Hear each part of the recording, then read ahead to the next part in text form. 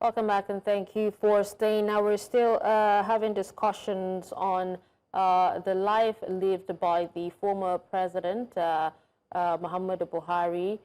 Remember, we lost him on the 13th of July, 2025 in London after a brief illness. And so far, his body is in his hometown in Daura. We showed you clips of the cemetery where he used to be buried earlier, and his remains is actually on the way, and there's so many people around the cemetery who are waiting for his remains to arrive so that the prayers and funeral can actually progress. We also showed you clips of dignitaries arriving at his hometown. That's his residence at his hometown in Daura in Katsina State, where their family members, friends, colleagues there to bid him farewell as well. Now, we've spoken to quite a few people on his lifetimes and also his legacy. And right about now, we have Evan Tufeli. He is a lawyer and also a public affairs analyst as well, joining us to speak on the life and times of the former president. Thank you so much for joining us, Evans. Thank you. Good afternoon. All right, so let's hear from you what you have to say about former president, late former president Muhammadu Buhari, his life, his administration, what he has achieved, his legacy, and how he ruled the country.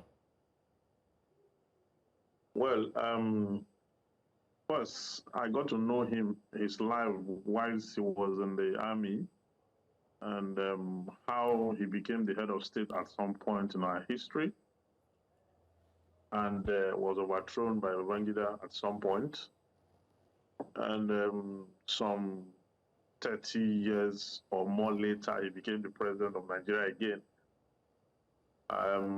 He's not exactly a great president. No, it's not exactly a great president. While we commiserate with the family, we ask that God give them the fortitude to bear the loss. He was quite a below average president. Yes, because his regime, actually took Nigeria backward. Like, his regime took Nigeria 200 years backward or more. Because in 2015, when he was elected, there were a lot of expectations, especially the old guards of the Nigerian populace who knew him in the 80s, why he led the country and had introduced some reforms at that time that led to some changes at the time he was a military man. Okay, but when he was elected in 2015, so now unleash that same capacity that people thought he had, or so it were. He failed woefully, disappointed everyone. First, he was there for 6 months. He couldn't appoint his cabinet to kick off governance. When he eventually appointed them, he appointed people haphazardly who were deeply immersed in corruption. His administration started slow. It got midpoint and they started sinking. Okay, it started sinking. It sank for the first 4 years. He was returned another 4 years because he could not give us an electoral reform that would build on what Jonathan did. He couldn't give us that reform. So he came back again, and the country sank further. The economy tanked. The whole dreams and aspirations of Nigerians, as anchored on his capacity or his supposed capacity to deliver, were all extinguished. Everything collapsed under the contradiction he offered us. So at the end of the day, it was a very bitter administration. I mean, it's a sad comment, really, that he he passed away, you know. But it's also sad that he didn't deliver on the promise of democracy. And when he handed over to Tinubu, you see that he could not survive Tinubu's regime too, because Tinubu's regime is worse than his, meaning he laid a foundation for the total collapse of the economy of Nigeria. So many things went wrong under him, and each time he's asked about these things, he will tell you he's not aware. Okay?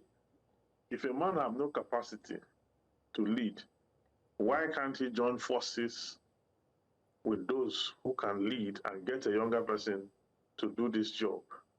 And then the lives of 200 million people were put to risk as a result of one man's incapacity and incompetence. At some point, he was sick. Anybody can fall sick, by the way, but he was sick, and for 90 days, he was away in London. Okay? I mean, 90 days in 1 year is about 3 months. So 3 months he was away. And the country had to manage itself one way or the other. He's not the only leader in the country. There are governors who could perform, there are ministers he had appointed, there are other persons. But the buck stops at his court. And he is supposed to do what he needs to do to deliver, as much as people trusted him, because... Well, there are also issues about him not handing over to his vice president as well. Yes, yes. There were times when, I think he did that just once. He handed over just once. After that particular time, he didn't hand over power effectively to the vice president. But the vice president, when he took over, had a lot of landmines and took certain critical decisions that should advance the cost of Nigeria. One was dismissing sacking the DSS DG. Okay. But when the president came in there, when Buhari came back then, he reinstated the DG.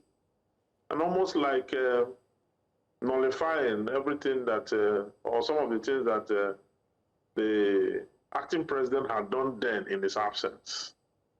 So it tells you that he was not exactly a promoter of democracy. He claimed that he's a changed person, he's now a Democrat. He's one person who overthrew government. I mean, he overthrew government, a democratically elected government. So ab initio, he does not even have the local standard or the moral rectitude to have come back to say we want to be a president, except that for want of candidate to present, the APC then had done a merger with so many other political parties. And I've seen him as one who has consistently scored votes, a lot of votes in that northern sphere of the country. So he was seen as a very stable candidate because of his past. But when he became president, he could not replicate that. He couldn't handle everything was haphazard. He couldn't do anything. That's why I said he's a below average president. One that I was scored 2 over 100 if I ever had to mark a scorecard or a script. Because under him, in fact, we are looking like this today. We are all looking like this today because of the kind of leadership he gave us. Perhaps we could have been looking younger. But because of what we went through under him, because I don't know how to sugarcoat this kind of analysis, because I was of age when he led, and he led not too long ago. I mean, the past 8 years before these last 2 years. So I have the full agency of the frame of mind and spirit to really, remember everything that went down under his administration. Administration is one of the worst in the country, if not the worst in the country. Okay? Under him, so many things went bad. And people say we should not say bad things about the dead. What I'm saying is not bad. I'm saying the truth. The truth is universal, it's sacred. It doesn't matter who is dead or who is alive. The truth supersedes even existence. So he was a bad president. He may have been a good father to his children. He may have been a good leader to his immediate community, his village.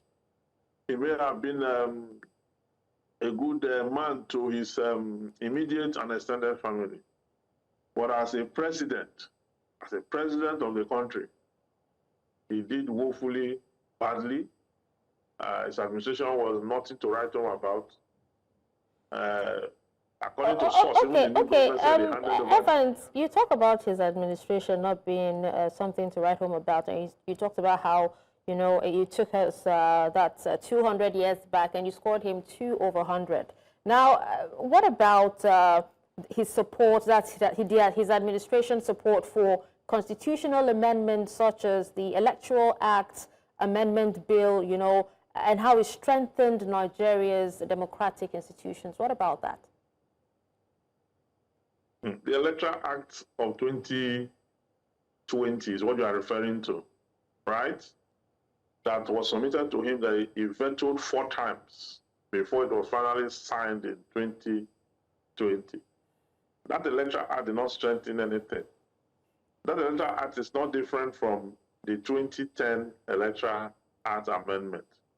Because the only difference in this one is that now you don't have maybe flexibility in terms of primaries, you can have election, you can have consensus candidates, and you can have, those are the... all right, Evans, sorry, we'd have to come back to that question. We have the Minister of Information speaking at the moment. Let's hear what he has to say.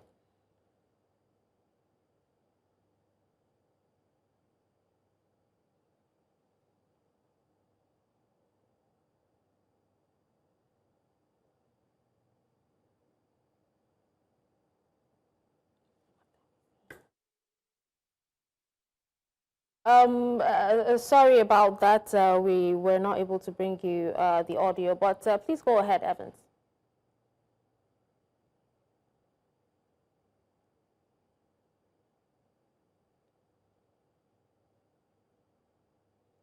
Hello, Evans, if you can hear me. Yeah. All right.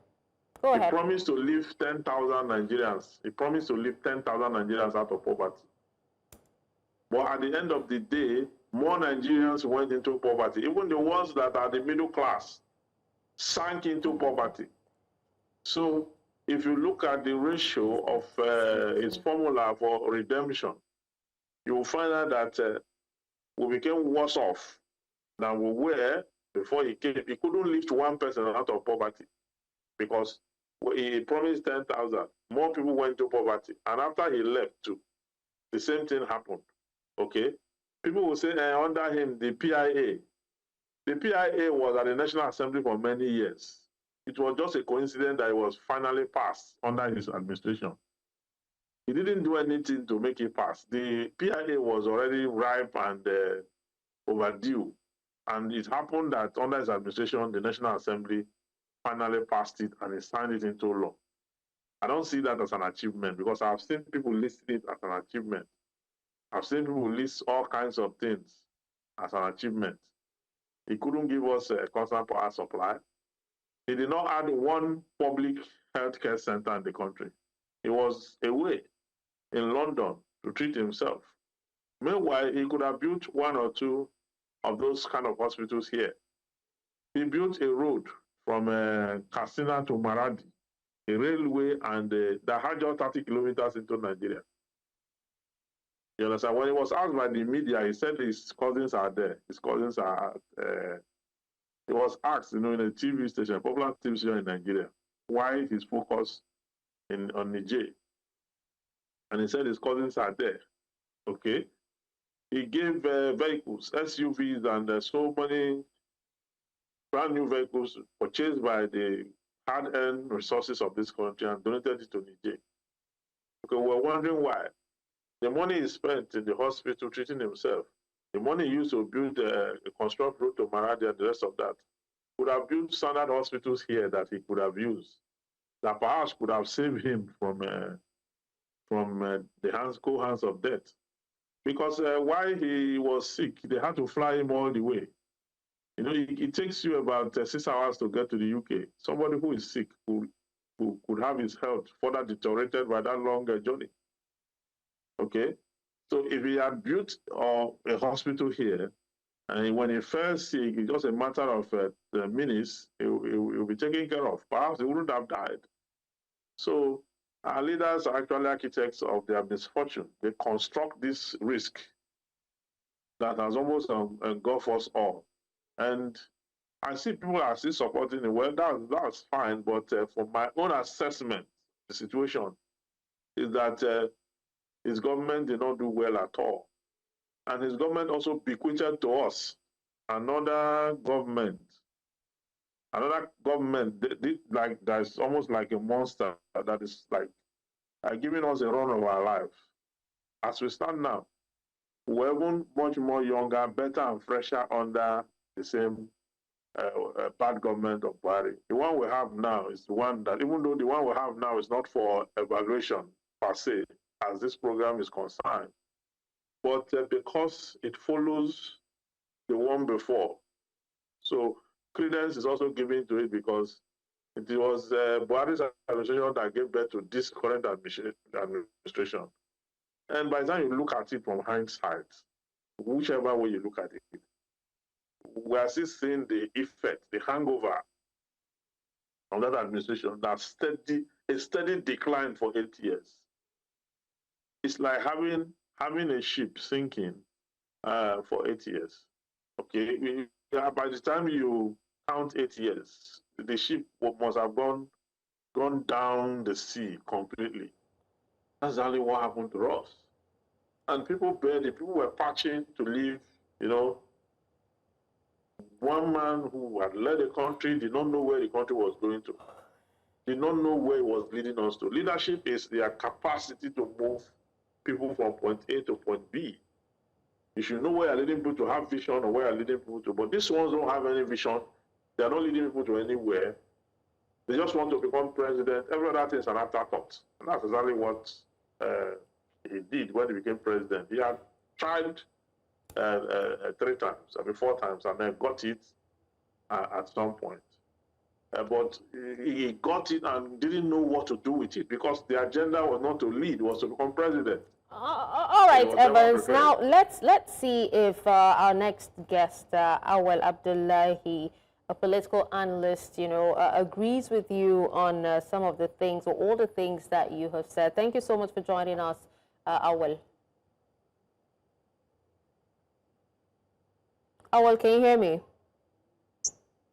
Yes, I can hear you clearly. All right, so yes, I can hear you now. So you've heard some of the things that Evans has actually said, about the late former president's administration, and he actually scored his administration 2 over 100, and talked about how the regime took Nigeria 200 years back. Let's have your thoughts. Well, there are people that are born pessimists. There are people that are sadists.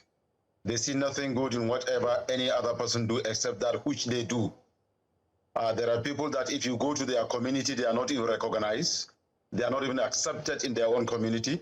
They have not done anything to their community. In fact, their immediate family will attest to it that they have not done anything. They are just being pessimistic and are being sadistic. Be that as it may, President Muhammadu Buhari was a true Nigerian, was a patriotic Nigerian, was a nationalist. This man laid his life for this country to continue to be what it is today, that is the Federal Republic of Nigeria. He was a war general, not only a war general from the lower rank, he served the armed forces meritoriously, and then worked towards the unity of Nigeria, even as a military officer, as a military head of state, did the same thing, tried to bring war against the discipline. He realized that Nigerians, we had issue with our discipline and integrity. He tried to bring integrity, he tried to bring discipline into the country, and everybody knows about the Buhari's military leadership. Then come the time of civil leadership. Everybody knew that he is one of the most popular, one of the most accepted Nigerian as far as presidency is concerned, most especially from the northern part of the country, having known who he is, having considered his integrity, having considered his nationalism, having considered his patriotism, his zeal, his will, his determination to see this country move forward. That was why Northerners, in a starting point, rallied around him 3 different times for him to become Nigeria's president. And eventually, the formation of CPC, he became Nigeria's APC, he became Nigeria's president and commander-in-chief. Now, Muhammadu Buhari brought in a lot of policies that will unite, first that will improve the economy. He did what he can do to work towards finding a lasting solution to the security challenges. Nigeria is a complex country, a country of over 200 million people, with so many other tribes, small and big, with different cultures, different beliefs in religion. It is, even in America, today, if you look at Donald Trump, who is the president of America, he's finding it difficult even to rule America, even though America is known to have been more than 200 years of democracy. Not to talk of Nigeria, that like it is being said, we're having a nascent democracy and things like that. So as far as a reasonable, responsible, patriotic, and nationalistic Nigerians are concerned, they will praise Muhammadu Buhari's commitment to the country, commitment to the unity of the country, his contribution to national development, and of course, the role that he played towards making Nigeria what it is today. He is a human being just like any other human being. He never said he's a superhuman being. In one of his speech, I was just listening before I started this program with you. He said he does not say he knows it all. That he's a human being. He believes in people's capacity. He believed in people's ability. And that is the reason why he allowed, or he assembled other Nigerians to come and work along with him. And he said he believed everybody is like him, who will love the country, who will want to see the country move forward, who want to see development in the country. So as he gives responsibility, he allow you to play your role, to do your bit. He allow you with Nigerians. He allow you with your conscience to do what is right at the right time, given the opportunity to serve your fatherland. That was Muhammadu Buhari for you. It is quite unfortunate. Though a life well spent, he died a fulfilled man. He died a true Nigerian, and that was why he's given a national burial. It is not by mistake. It is because of his contribution. Those that are objective Nigerians will say it and will repeat it again, that the man has come and he has contributed. He has done his best. There were leaders before him. There is a leader now. There will be leaders after the present leadership. Nigeria's problem is not about leadership. It's even about the followership. When he came under the war against indiscipline, every Nigerian knew very well that there people were crying left, right, and center. But then he came in with the best intention of putting the country first before any other thing. Now, this are part of the appreciation and the legacy that Muhammadu Buhari will be remembered for. And when you talk of contributing to national development, what Muhammadu Buhari did is there in the record, is there for Nigerians to see, is there for Nigerians to speak about, what Nigerians, but objective Nigerians, nationalistic Nigerians, not regional or sadist or pessimist or Nigerians or selfish Nigerians that do not want to see anything good in whatever any other person does except that which they do. Sometimes this kind of people don't even appreciate themselves. They even blame themselves for things that they even do themselves. So as far as Nigeria is concerned, as far as Muhammadu Buhari is concerned, all we will do for him is to pray for God to accept his soul, for Allah to give him Al-Jannah Firdausi, that is paradise in English. That is our prayer, that is our wish for President Muhammadu Buhari. And Nigerians are praying for him. Good Nigerians are praying for him. Nigerians are mourning, are crying that he died. You can see the assemblance of Nigerians. every Nigerian, across tribe, across religion, across region, were part and parcel of Buhari's burial right as it is taking place. And I repeat, you saw that he's giving a national burial, which means he has earned himself a national acceptance. And every responsible Nigerian, from the analysts I've had through from Channels Television to your television to TVC to NTA to so many other television stations I have tuned in. And what I hear is encomium. What I hear from people, like I said, is encomium, is appreciation, is prayers, is expression of love, expression, appreciation of his contribution to national development and Nigeria. This is what I hear from Nigerians that truly love this country, that are positive, Nigerians that are objective, that see Nigeria as one country with one destiny under God, that wish for Nigeria to be greater, not fault-finding Nigerians, not Nigerians that are trying to find fault in everything any other person does except themselves. This is what I see, and this is how we feel. I am saddened. I feel I am remorseful. I had to, from the day his death was announced, I shed tears continuously as I was watching him being brought down from the aircraft and then passing through the national colors of Nigeria. As he received the national burial, I shed tears. I feel sorry for myself. As a Nigerian, I wish I could contribute to this great country, Nigeria, that I love so much, to the level that by the time I will be dying, I will be receiving this kind of appreciation, this kind of encomium, this kind of prayers, this kind of goodwill by good Nigerians. These are part of the things that made me shed tears, and I will tell you, the families of Muhammadu Buhari, his immediate families, the extended families, his local government, his state, and entire northern Nigeria and entire good Nigerians will continue to pray and praise Muhammadu Buhari for his contributions to national development.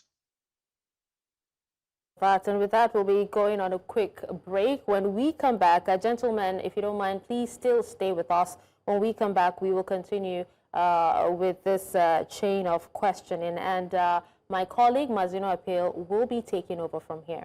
Do stay.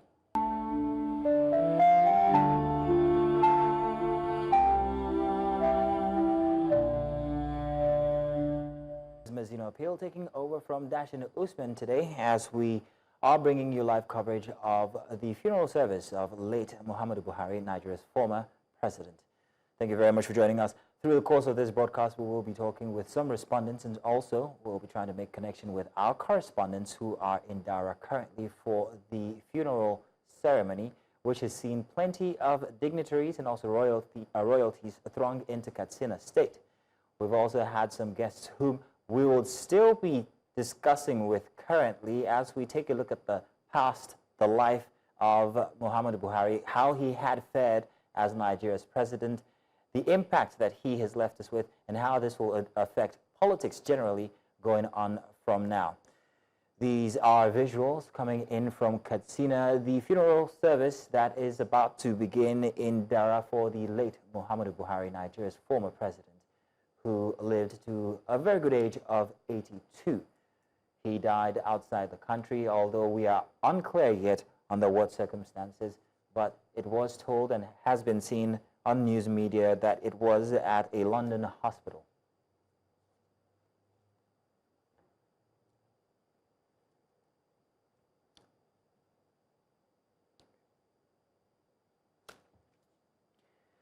Now, I'm being told that I'm joined by our guests, some of whom we had on before with Dashin, of whom I'll be continuing that conversation, and I'm talking about Mr. Awal Abdullahi, who is talking to us in from Katsina State, and of course we also have lawyer Mr. Evans Ufeli from Asaba. Mr. Ufeli, you're still here. Welcome. Thank you very much, gentlemen. I'm going to be asking you very interesting questions from the conversations I've heard the two of you have with Dashin from earlier. Also joining us now, our new guest is Dr. Amin Hayatu, political commentator who joins us currently as we start off this second session here with myself. Thank you very much, gentlemen, for joining and for staying once again. Mr. Evans Ofeli, I must say that I heard your conversation with Dashin, and I'm wondering whether you share the sentiments of some Nigerians that we have reported who don't seem to be happy with the past and the past decisions or the efforts that were put in place or made by the former president.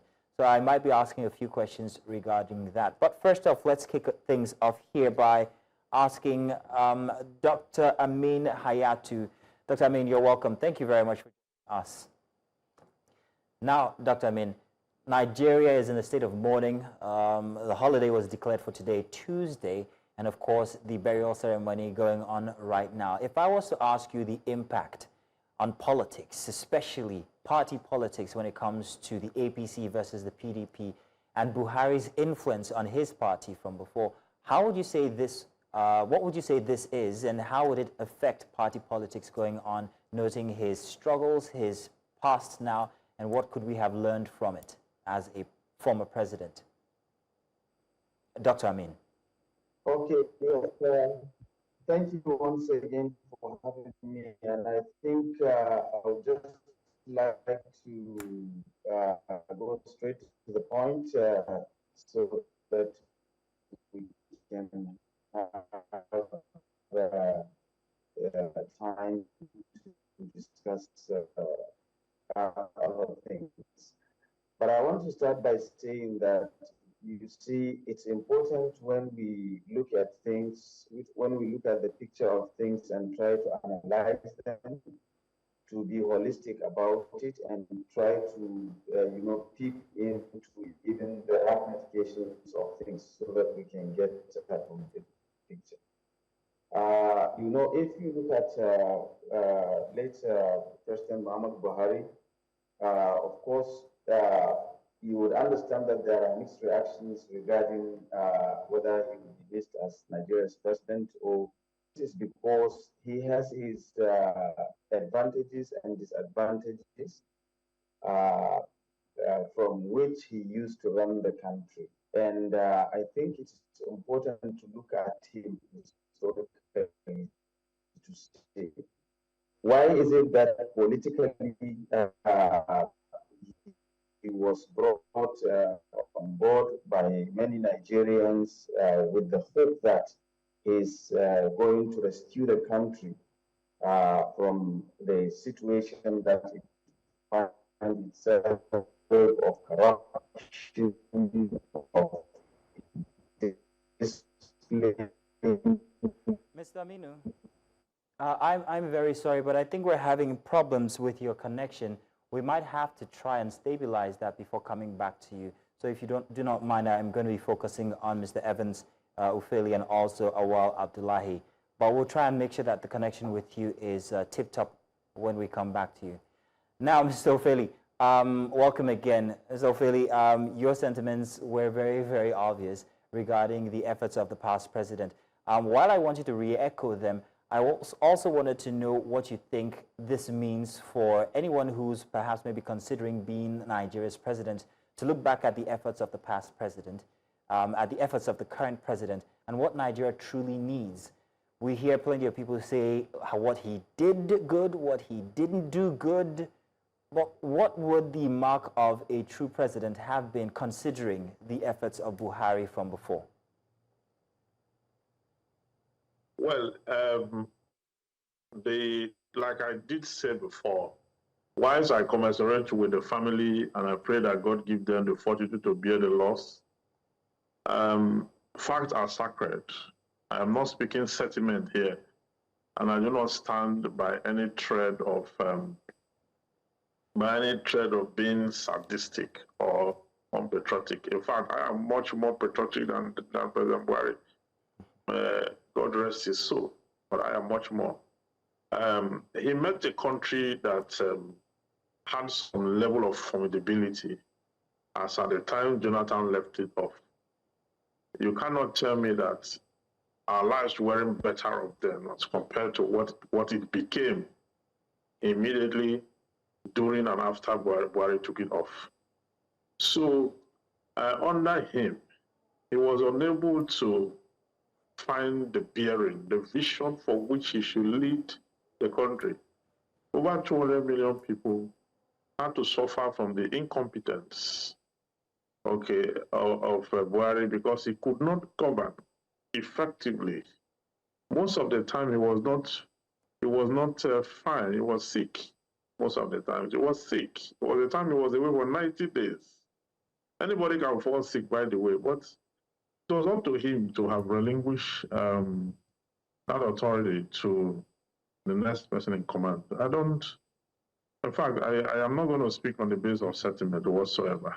Well, Mr. Ofeli, He couldn't have been able to carry the buck effectively because of his health, one, two, because of his incapacitation, and his general incompetence. well, Mr. Ofeli, I wanted to modify that a bit. I wanted to know whether you think that he violated constitutional tenets when it came to being a president, or versus maybe the empathy that most people say he had for Nigerians, considering the fact that he wouldn't take certain decisions that would harm the people. And that was perhaps what was responsible for what most people thought was a lackluster kind of presidency. Well, let's go legal. He violated a lot of constitutional tenets. I mean, he was the chief violator of the rule of law in the country. As at the time he came in, when you look at it, you'll notice that during the NSAS protests, he contributed to the killings of Nigerians, the outright shooting and killings of Nigerians, the violation of their fundamental right for peaceful assemblage, and their fundamental rights to freedom of expression and the rest of that. Okay, if he did that, that was a total violation of the right of Nigerians. The security and welfare of the people is the primary rules of government, section 14, subsection 2 of the 1999 Constitution. That too, he violated. He couldn't guarantee the security of Nigerians, neither their welfare. Under him, Nigerians have no security, they have no welfare. Okay, that is complete violation. I mean, he superintended over that violation of the rights of the citizens. Then you talk about when he was sick and had to travel out of the country to see his doctors on many occasions. Apart from the first time he left, the second, fourth, fifth, sixth, and the rest of it, he never handed over power to the vice president at that time to act as an acting president.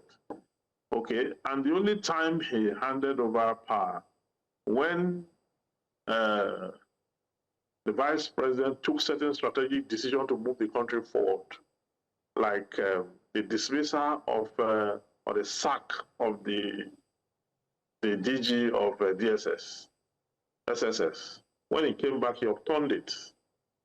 Okay, so by not transmitting power, he violated the Constitution repeatedly. Repeatedly, he violated the Constitution. He detained the likes of Dasuki Sambo. He detained Nnamdi Kanu. He detained so many persons. Even after the court have granted them bail, he made sure that the orders of the courts are violated. He made sure he violated the order of the courts. Under him, the Chief Justice of the Federation, Onoge, was removed through a motion ex parte that was moved by a ghost lawyer for the first time in the history of Nigeria. The Chief Justice of the Federation was removed by an ex parte motion, wherein the name of the person who moved that motion was never identified in that fact. So if you talk about the violation of law, I can go on and on and on and on. I can see that, Mr. He was never a Ofeli. Democrat. Now, Mr. Ofeli, I'd like to bring in here Mr. Awal Abdullahi, who's also on with us, so it doesn't seem like as if I'm relegating him. Mr. Awal, I also heard your sentiments regarding the late president, but these failures that Mr. Ofeli here is actually highlighting seem to bother more on political failures, if you get what I mean. So I'm weighing that, and I'm asking you, if you were to weigh that with the morality of how he dealt with Nigerians as a president, the empathy with which he dealt with Nigerians, would you excuse these political failures, Mr. Abdullahi? with, it is a blatant lie to say that when Oshibanjo removed Daura, when President Buhari returned, he overturned that judgment. That is a blatant lie. It was Osibanjo that appointed Bichi. When he removed Daura, he appointed Bichi.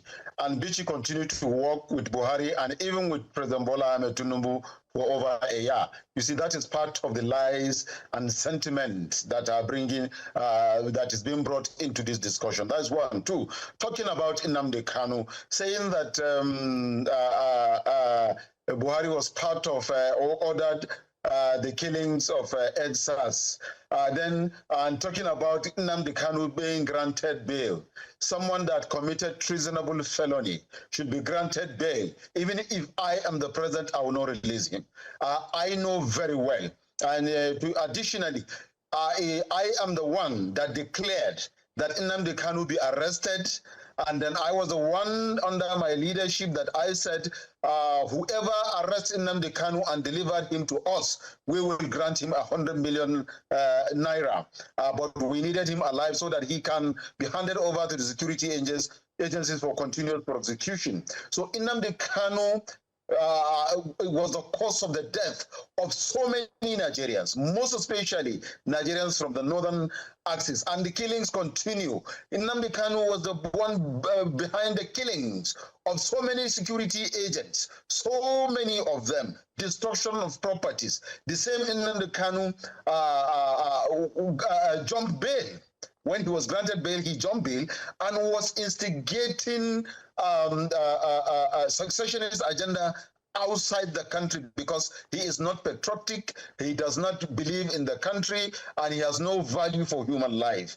And it's the same person that somebody is now saying that court granted him bail and President Buhari refused to allow him to be released. For your information, President Buhari never interfered with court cases or court judgment. He allowed all agencies to work according to their tenant. He is a retired military general, so he knows what treasonable felony is, and also under his leadership, all agencies work to the fullest of their ability according to the Constitution of the Federal Republic of Nigeria, and he never interfered with any judgment. So if court granted bail for Nnamdi Kanu and some certain security department that knew very well who Nnamdi Kanu is, and that allowing Nnamdi Kanu to go out there will be more harmful to Nigerians than it is, then so be it that Nnamdi Kanu continue to remain in jail and for him to serve, to face the penalty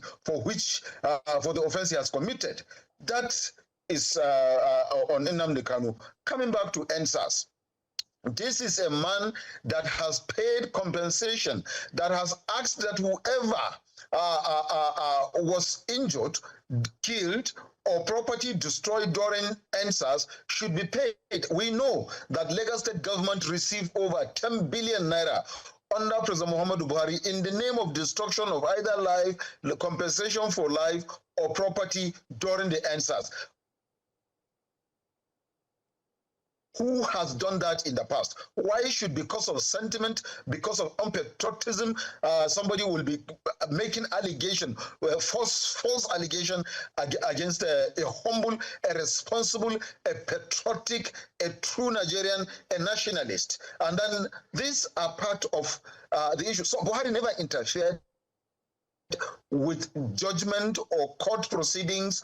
He never interfered. He was a Democrat. He told Nigerians he is a reformed Democrat, and as a reformed Democrat, he believed in the tenet of the law. He believed in the Constitution of the Federal Republic of Nigeria, and he has said it times without number. He will never interfere, and he was never part of any removal of a Chief Justice of the Federation, whether the lawyer is the motion experte, whether the lawyer that moved the motion experte is a lawyer or is not a lawyer. Buhari has nothing to do with that. He vowed never to interfere with anything that had to do with the court. He stood within his executive line, working as an executive president within the executive line. He allowed the legislature to carry on their job uninterfered. That was why the lives of Bukola Saraki had the guts to challenge Buhari to do what he did as the president of the Senate. And Buhari never interfered, never attempted to see Bukola Saraki being impeached or removed. Mr. Abdullahi. But to take course. The same thing goes with the judiciary. He never interfered with the judiciary. And so it is a blood, it's a life. Now, Mr. Abdullahi, I hear what you're saying, but I wanted to jump on something that you said.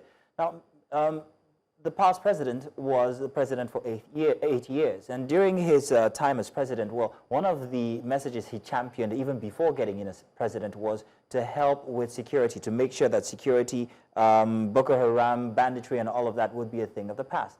In the 8 years that he was president, these seemed to be on the rise, however. So while you're talking about the great things that he did as president, can you defend that record of insecurity in Nigeria that's left us where we are currently? How did he fare there? And how could we fare, or how could this present administration learn from whatever flaws or gains that were made while he was president so that we can help eliminate the scourge?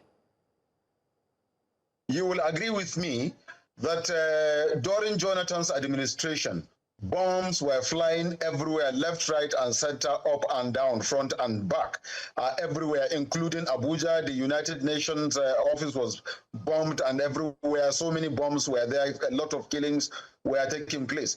But on resumption of duty as the President and Commander-in-Chief, Muhammadu Buhari relocated the Command and Control Center to Northeast, where he commanded and instructed the service chiefs to go there and quash and ensure that peace returned back. And by the time President Muhammadu Buhari was leaving power, you will agree with me, and every Nigerian will so agree, that the issue of Boko Haram was subdued by about 70 or 75%. And to also note something, I served in the armed forces of Nigeria and retired meritoriously. So I will tell you, as an experienced war veteran myself, that guerrilla warfare is entirely a different kind of warfare. It is not a conventional war. You are fighting people you don't know. Even in the Americas, or if you go to Germany, or if you go to UK or China or any other country of the world, Vietnam is a typical example. Guerrilla warfare is the most dangerous warfare that conventional forces hardly subdue guerrilla warfare. But in Nigeria, the Nigerian armed forces, kudos to them, were able to subdue the Boko Haram, who were using the guerrilla warfare tactics to disrupt, kill, and maim Nigerians. Buhari was not the initiator of Boko Haram. He met it, and he subdued it by 70 or 75%. So what I'm saying in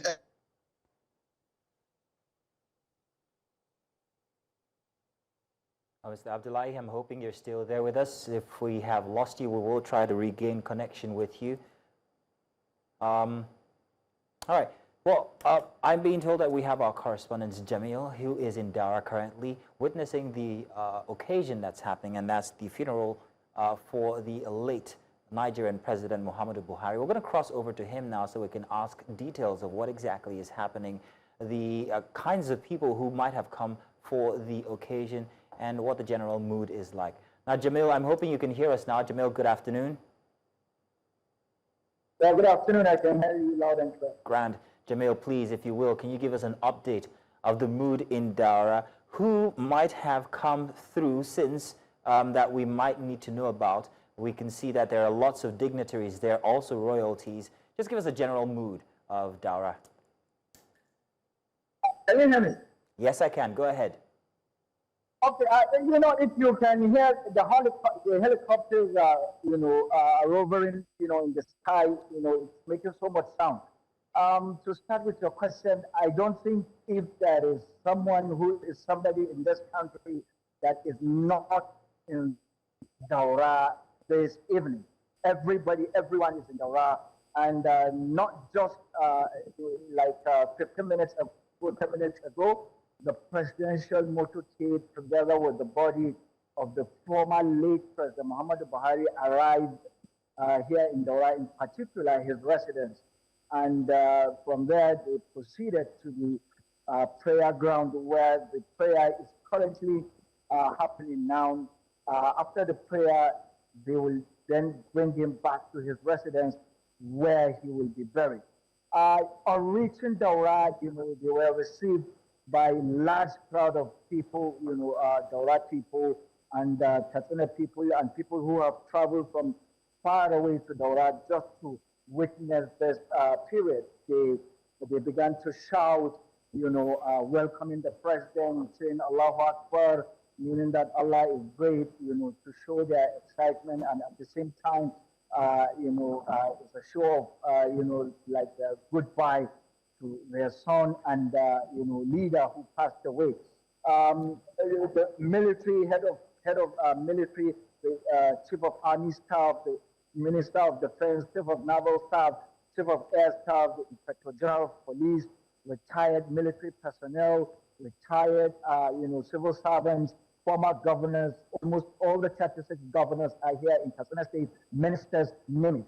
Daura is filled up with so much dignitaries, but the most important thing is the people that have lined up the streets of Katsina, right from Katsina till Daura. People have lined up just to have that final, gaze towards the motorcades of the president. And even at Daura, close to the president's residency, people have filled the area, waving, some of them crying while others are shouting. So it's been, a welcoming, I don't know how to put it, but the people of Daura are happy, and at the same time, there is this pain of losing their own son. Well, thank you very much, Jamil. We are going to let you gather more reports, and we'll be coming back to you momentarily for more details and updates. Thank you very much, Jamil. I still have my guests here with me, Mr. Amin Hayatu, Awal Abdullahi, and of course, Evans Ofeli. Mr. Ofeli, good to have you still here, Mr. Ofeli. I wanted to talk about Nigeria's security with you, just like I have with Mr. Abdullahi from before. Now, currently, we have a situation where insecurity is perhaps maybe at its worst. The current administration of Tinubu is fighting a very big battle in places like in North Central, in Benue especially, and we have even the emergence of new groups like the Lukarawa, if I'm not mistaken. And Boko Haram seems to be resurging, coming back. They're integrating into communities, they're causing havoc, they're killing people. Now, I'm wondering what President Muhammadu Buhari, according to what Mr. Abdullahi has just told us, could have done different, or what he did differently that made the, situation more bearable, in quote, back then as president. As Mr. Abdullahi said, it was reduced to about 70 or 80%, if he's not mistaken. But here we see such resurgence that it's almost boiling over. What did President Buhari, in your opinion, do any different with the security architecture for Nigeria that made it bearable from before now? Mr. Ofeli. And if you disagree, do let us know. Unfortunately, I'm being told that we still have an issue with Ofeli's network. Mr. Awal, then, I'm going to come back to you there. So what did Muhammadu Buhari do differently that the current administration might need to take a leaf from? Well, what he did in terms of security was first and foremost bringing in professionals, those who had a war experience. Even within the military, there are those that are more experienced than the others when it comes to issue of war and strategic thinking and strategic planning, command and control, and the rest of them. Buhari tried to assemble, as at that time, the best of the best among the best, to bring them in so that they can tackle issues that have to do with security. I wish to also state here clearly that President Bola Tinubu also bring in the best hands that you can think of, because almost all the service chiefs he has brought in were at the war front. If you bring from Lagbaja, who died, he was a theater commander, and then the present chief of army staff, Olufemi Oluide, was the commander of infantry in Nigeria, and everybody knows that the infantry is the mother of the of the army, or in fact the mother of the armed forces, if you like. So also with the chief of defense staff, who was at the war front, a professional soldier, and an officer and a gentleman, same with the service chiefs. And in fact, as far as we are concerned, even the President Bola Tinubu is having he's having the beautiful hands as far as security is concerned. But then Buhari did also assemble the best of the best among that time. And then they were able to subdue the Boko Haram insurgency, like I said, between 70 to 75%. Now, it is about command, it is about control. You recall that Buhari is a military general. He's also not just a military general, but he's a war general. Therefore, he also have a knowledge of security. With due respect to the President and Commander-in-Chief Bola Tinubu, he is an administrator because having served as a governor for 8 years, will have a lot of security briefings and things like that. But he may not be as experienced as Muhammadu Buhari when it comes to issue of security. But also, lucky for him, he had assembled professionals, honest Nigerians, patriotic Nigerians as far as we are concerned, and they are advising him accordingly on issues that has to do with security. And as you can see, yes, there are re-insurgents of insecurity in the country, but then if you look at it somehow, from the security angle, we are looking at this as it's been politically motivated. You know, once political year is approaching, there are people who will not want to see the country live in peace for political reasons. Just to score cheap political goals, they may do one or two things that will make the government in power look incapacitated or incapable of handling some issues. That is what is we want to believe that is playing out, just to use that as a campaign yardstick to decampaign the government, to decampaign the president. Otherwise, the head of the security agencies of Nigeria today are doing the best they can to see that the security challenges we are having is being surmounted. Okay. Be that as it may, okay. Like I said, Buhari is an experienced war general, a retired military officer. So whatever the security agencies will be telling him, he's already in the picture. He has a knowledge, the past knowledge of such things. And in any case, apart from being a war general, he was a military head of state as well. So, you know, he has this... Mr. Abdullahi, thank you very much. Your input is noted, but I want to ask Mr. Dr. Amin Hayatu, whom we have back with us. Dr. Amin, just to first of all establish that we have you here with us, do we have Mr. Dr. Amin with us? Because this question goes to you now. Under the past president, unfortunately, we still do not have Dr. Amin Hayatu, nor do we have Mr. Evans Ufeli. We will try to reestablish connection with them. So I guess I'm stuck with you, Mr. Abdullahi. Now, Mr. Abdullahi, Nigeria became the poverty capital of the world, and this is something that resonates across the citizens of Nigeria when they come to think about the past presidency of Muhammadu Buhari. A lot of struggles. Also, when it came to freedom of speech, there were also quite many debates. You already mentioned NSAS. During his time as the president, there were also cases of judges being raided and people getting taken into custody. Now, while we understand that after death, one's sins are washed away, or however you want to look at it, with whatever sentiments you want to play here, there is a thing for taking stock and looking forward how to play in with the current situation. Now, how do you defend these?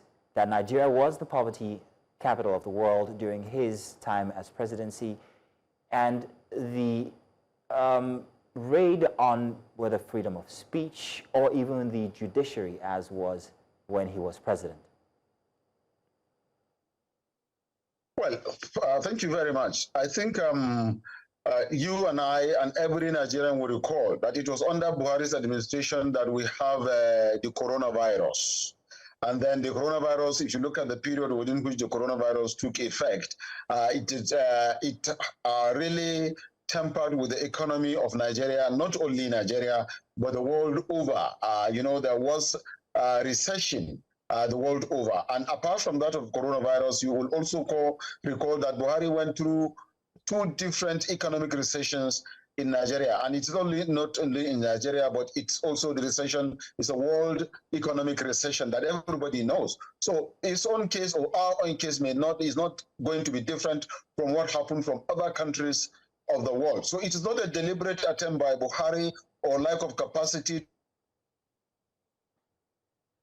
to lead that made that economic downturn or economic challenges that we had in Nigeria. It was a world thing. It was a global issue that affected every country of the world, and then the whole world went into recession, economic recession. So why should Nigeria be exempted? He is a human being just like me and you. He's not a superhuman being. He's not an angel. He's not coming from planet Mars or planet Jupiter. He's a Nigerian, born Nigerian, grown and live in Nigeria and did everything in Nigeria, and we're all Nigeria, and we live in this Nigeria that all these things happen. So it's not about Buhari as a person or Buhari's administration as an administration. It is a global issue that the world went into recession, and of course Nigeria had its own fair share of the recession. And before then, we are even having some economic challenges that he came to meet as a president, that he tried to assemble the best hand. You and I and every Nigerian knew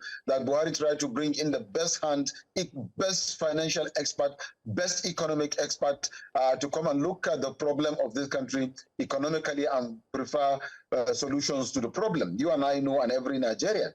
So in that aspect, he did what he can do, but then it might also have been beyond him, because it's not just about Nigeria, it's about the globe or the world.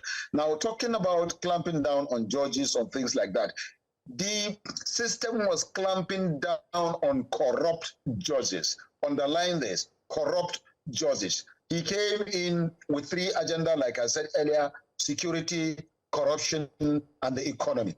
Now, if you do not kill corruption, then how can the economy grow? And these judges were part of the corruption that we had in this country. So you don't blame President Muhammadu Buhari, so to say. Like I said, it is the system. You have certain level of, he has given powers to all those that needed to have the powers to do the needful, as far as ministry department and agencies of government are concerned. He is one president that gives the opportunity to you. Once he gives you appointment, he allows you to have all the powers of the office that he is so appoints you, so that you can function with non-interference. Buhari never interfered with any minister, any head of department or agency under his administration. He allowed you to do your job the way the tenant of your job permits you to do, according to the Constitution of the Federal Republic of Nigeria. So if anybody does anything, if judges were being pounced on, it is the security agencies, the anti-corruption agencies that were pouncing on corrupt judges, not Muhammadu Buhari. He never interfered with the Economic and Financial Crimes Commission. He never interfered with the job of the security agencies. He never interfered with the job of the judges in court. He never interfered with the job of National Assembly. Right, he Mr. is only Abdullahi. concentrating on his executive abilities and powers, working within the confines of the law of the Federal Republic of Nigeria. That he did with compassion, he did with patriotism. Thank you very much, Mr. Abdullahi. Mr. Abdullahi, we're being joined by another guest. We have with us right now Mr. Jake Ekpele. He's a public policy analyst. Mr. Jake Ekpele, you are welcome. Thank you very much for joining us, sir. Sir, I wanted to find out from you. Thank you for having me. Great. Sir, under President Buhari, well, luckily for Nigerians, we didn't suffer through too much fuel scarcity like we do now currently. Every other week, people are busy watching and thinking what the fuel prices are going to be. We saw the biggest increase in fuel prices only just inside of this administration. Many people would say because of the empathy he had for Nigerians was why his policies were geared towards helping Nigerians at least survive through the economy back then. However, during his time as the president, speaking of the late Muhammadu Buhari now, there was a ballooning of inflation in the system. There was also the issue of border closures that affected imports from West African countries and other countries. And then there was absolutely near zero reform when it comes to power, which is something every Nigerian will argue that if you give them power, then they're sorted. Their businesses will run and everything will at least be okay. Now, do you think that, I'd like to know what your take is on his policies or policies that he made that or didn't make regarding these sectors, the oil sector, which he was very heavily involved in at the time, and also the power sector. Well, you know, this is really not the day to talk about most of the things that he didn't do well. This is the day to, as much as possible, look at some of the challenges he was able to overcome. There's no doubt that there were a lot of things that Muhammadu Buhari, the then president, didn't do well. But there are also a lot more things that he did exceptionally well. And so in terms of power, it was near zero, because there was no improvement per se. He inherited the struggles from Goodluck Jonathan, and we had high hopes that he was going to scale up and ensure that an even power distribution in the country, and that he didn't do well. And there are also other areas that, in terms of economic development, economic issues, his ability to rejig the economy, that didn't do much. And you would say, well, he's not an economist, or even though he had a number of economic experts, that did not do well. I think also it's important to underscore and underpin here the issue of, would you say, nepotism? A situation where there was one-sided employment and appointment of people from the north. We saw quite a lot of that. There was something that caught my attention a few moments ago. The level of development in Daura, amazingly, which is a good thing. I wish that he was able to spread that across the country. Daura, I'm told, has 24 hours electricity. The roads have been totally paved out. They have very good road network. The place looks like a small London, that they would say. I wish he was able to do that in other communities. That would have been a huge legacy on his part.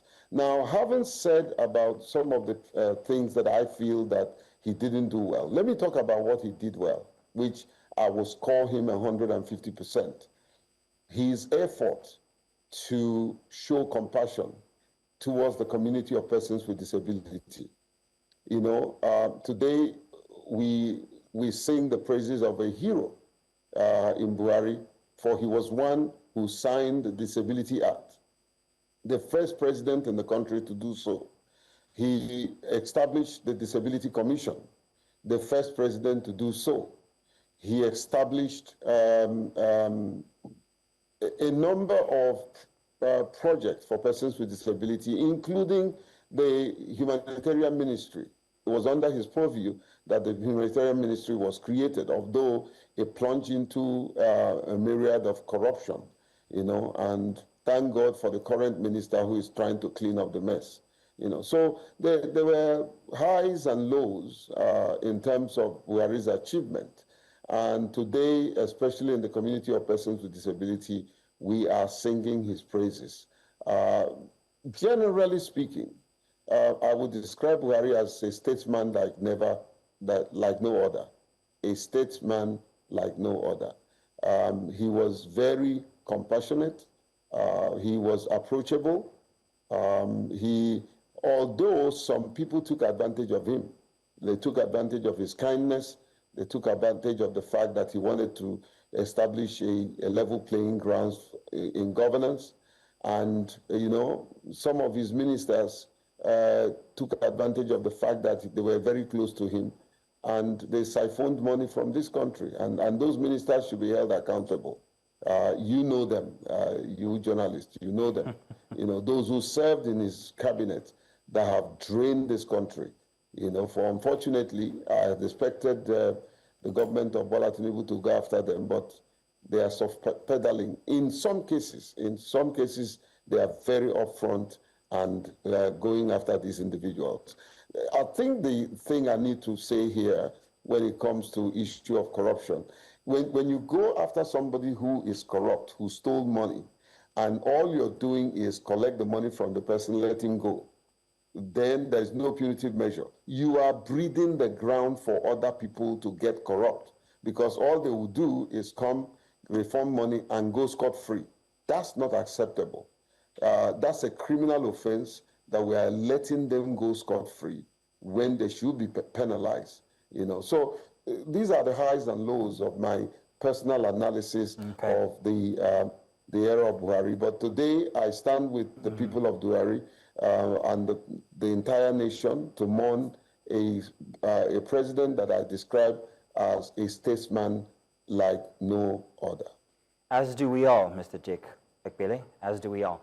However, let's talk about the very unique bit here where he served as a one-time military head of state and as a two-term civilian president in Nigeria. How rare is that in any instance, especially here in Nigeria, and what does that say about his place in Nigeria's national story? Very lucky leader. Lucky in the sense that he made effort. He tried several times to transit from the military head of state to become the Nigerian president, and succeeded just before he died. He's a very fortunate leader that he met a leader who quietly handed over power to him without creating any problem. And that's Goodluck Jonathan. And I think this country have not been fair to Goodluck Jonathan, because Goodluck Jonathan, for me, is a hero, a democratic hero. One who knew that he lost an election, came out openly and decided to go. That is very commendable, And I don't think that watchers of democracy have been very fair to Goodluck Jonathan, because he should be the hero of democracy in this country. So he handed over to Buhari, and Buhari took it off from there and reigned as two terms president. And kudos to him, because when he finished, some people were pushing him to become a third-term agenda president, and he resisted that. Some people were also pushing him to make them the president, as if he can do that without the vote of the people, and then he resisted that. He tried as much as possible to show himself not interfering even in the election of Bola Tinubu, which is something that many of us have been analyzing and find it difficult to believe. But however, he left and went back to his village where he comes from and lived a very quiet life, didn't want to make too much noise about how life was treating him, and maintained that dignity and integrity as ex-president. I don't think Buhari came to Abuja and went to State House. And it's something that leaders of today should learn from that you don't micromanage because you were in the position of leadership. So as far as I'm concerned, he left a very good legacy in terms of handing over power the same way power was handed over to him. Okay. I think it's a political science subject that many political scientists should study, and the present day politicians should learn from and know that power is not a do or die. Today you are in, tomorrow you may be out. And when it's your turn to go out, please bow out in dignity, in honor. Mr. Ekpele, while I have you, I don't know if you were present or if you were viewing while we had Mr. Abdullahi on and also Mr. Evans Ofeli. Mr. Evans had a very strong opinion regarding the efforts of the past president. He had a scoreline, actually, and it wasn't very good because he thought that he had so many political failures. Mr. Abdullahi tried to argue about the empathy of the president, the past president, as being the result why he couldn't go hardline on some of the policies or decisions that he needed to make. And I don't know where you stand on this. Do you believe that his empathy was perhaps what was responsible for what Mr. Ofeli considered political failures?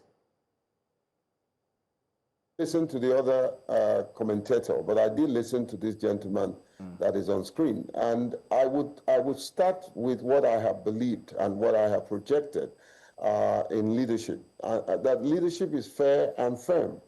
As a leader, there comes a time that you take decision that is not popular, but will serve the people at the end of the day.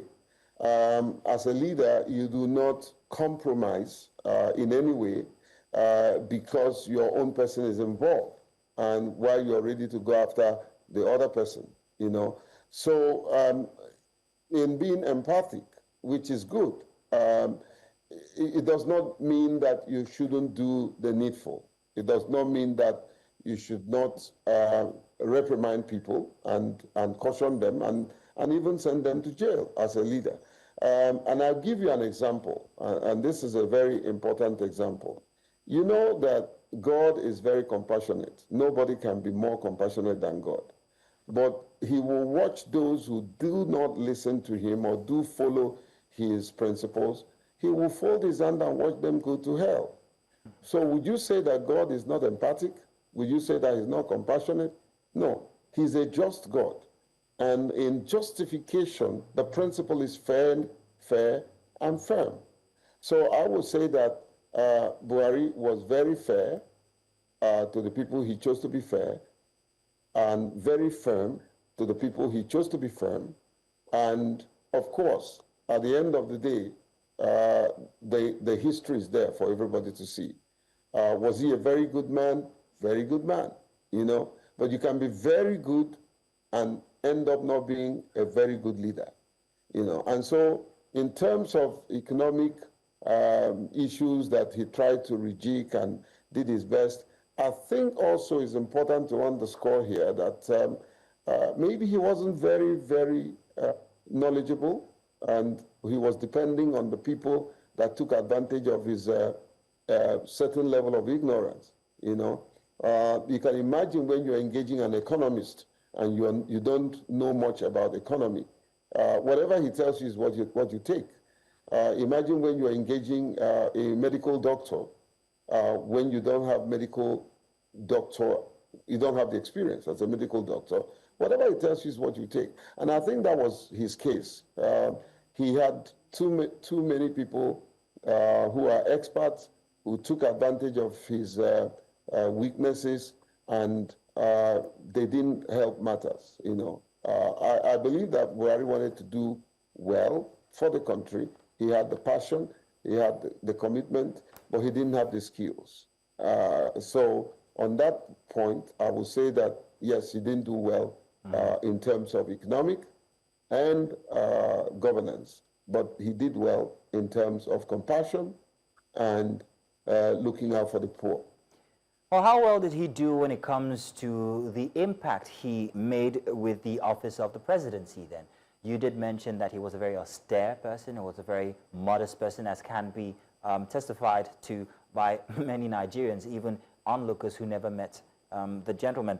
But many people seem to think that his presidency was also that kind, that it kind of like reflected his lifestyle. Now, regarding that now, do you think his lifestyle helped in any way restore dignity to the office of the presidency? And do you also think that we've lost that dignity, if you agree? No, look, Buhari, obviously, from my own lenses, Buhari looked to me like a very stubborn individual, one who sticks to his philosophy and principles and religious bias, and makes no apology for anyone. He had a very strong view that whether you like it or not, that's what he wants. So a bit of his military background, you know, you could see a reflection of that military background, and the one that gives order and doesn't take order from anybody. He showed that threat.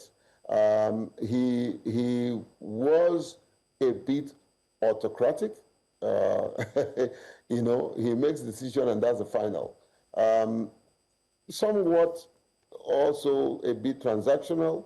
You know, if you're in my camp, if you do what I do, I can look the other way, you know. But was he a great leader?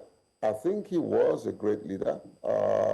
I think in terms of giving the presidency the look or what the analysts in the U.S. would appear to be presidential, you know, he made some careless statements that at least the youth of this country will not forget. You know, when he said, made statement that summarizes to say that youths have no job, they don't, you know, and all that. And then, of course, the historic, fantastically corrupt became the order of the day. And that actually threw the presidency into a huge global crisis. These are some of the presidential errors that I would say that Buhari made, which is somewhat embarrassing, because then the likes of Cameron took it up and said that Nigerians are fantastically corrupt. He made himself look better than the country, and that's something that anyone would analyze. He personally made himself look better than the country, you know. And of course, he was also willing to ensure that the international community endorses both his presidency and everything he was doing. So he was a friend of the world powers, you know. And that, to me, looks like a personal agenda in place of a presidential projection or projecting the people of the country. Again, I don't want to mix up things. Buhari was a great man, but he wasn't great in several spheres. Oh, he was human. Let's just say he was human. God, my dear, God uses flawed people. I'm standing here on the national television. I have my own flaws. I have my own issues. I'm running an organization. I can't describe myself as the best leader ever. No, but I've come to know that in every expression, analysis, we need to extend the same mercy that the Lord has extended to us, to others. So, yes, indeed. Given that said, I would say that he did his best as human.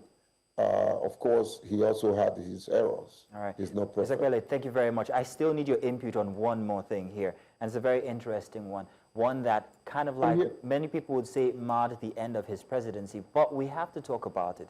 Mr. Abdullahi, you're still with us. I need you to defend this.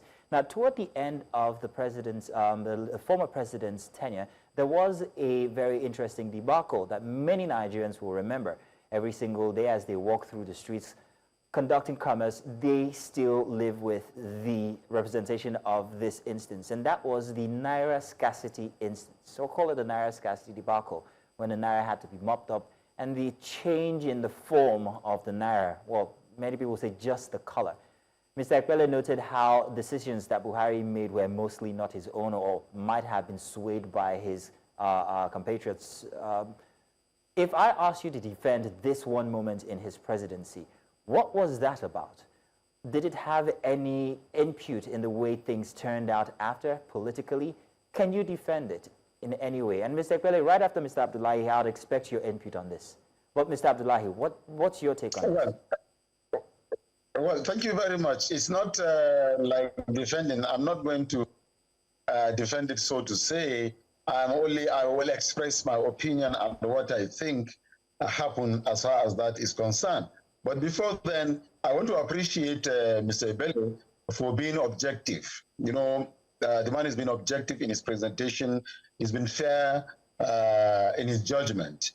He has seen the good, he has tried to do the good, the bad, and the ugly under the circumstances that he understands, or whether on his relationship or the policies and programs of late President Muhammadu Buhari, better than the earlier man who tried to only find fault, who is only a sadist, who does not believe in what the former president did. He never agreed that the former president did anything good. That is that, by the way. Then the next thing is, former President Muhammadu Buhari had a situation. First, you know, his administration come under three policies: corruption, economy, and security. Now, he said he will give Nigerians fair, free and fair election in 2023. That was his promise, and he tried to keep to that promise. Well, it was not part of his policy to change the naira, actually, either the color or change it completely. It was he was thinking of trying to ensure that the security agencies never allow EFCC and the security agencies never allow bribery and corruption within the period of the presidential election or the national election then. But unfortunately, fortunately or unfortunately, along the line, some people brought in some policies that eventually he buy into.